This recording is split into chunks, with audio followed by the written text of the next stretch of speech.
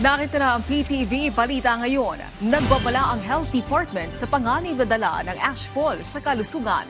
Matapos maitala ang malaking pyroclastic density current o usod mula sa Bulkang Mayon na nakakaapekto sa mahigit 20 barangay, partikular na sa Ginobatan at Kamalig sa Albay. Ayon sa kagawaran bilang proteksyon laban sa ashfall, maiging magsuot ng proteksyon sa mata tulad ng safety goggles kung lalabas ng bahay. Ugaliin ding magsuot ng face mask, long sleeves at pantalon.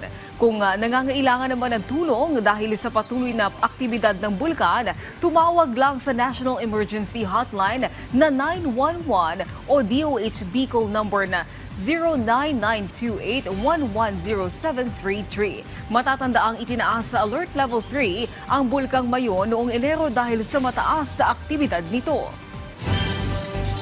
Patuloy ang pakikipag-ugnayan ng Department of Social Welfare and Development sa National Commission of Senior Citizens para sa agarang paglalabas ng centenarian incentives sa mga senior citizen na umabot na sa edad na 100.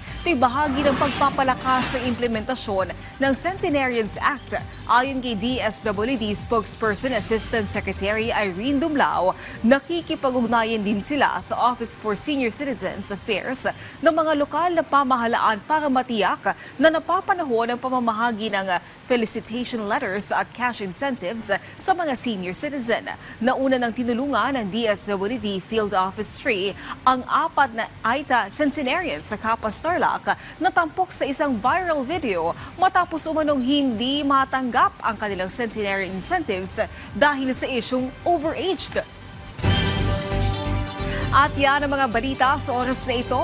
Para sa iba pang update, i-follow at i-like kami sa aming social media sites at PTVPH. Ako po si Naomi Tiburcio para sa Pambansang TV sa Bagong Pilipinas.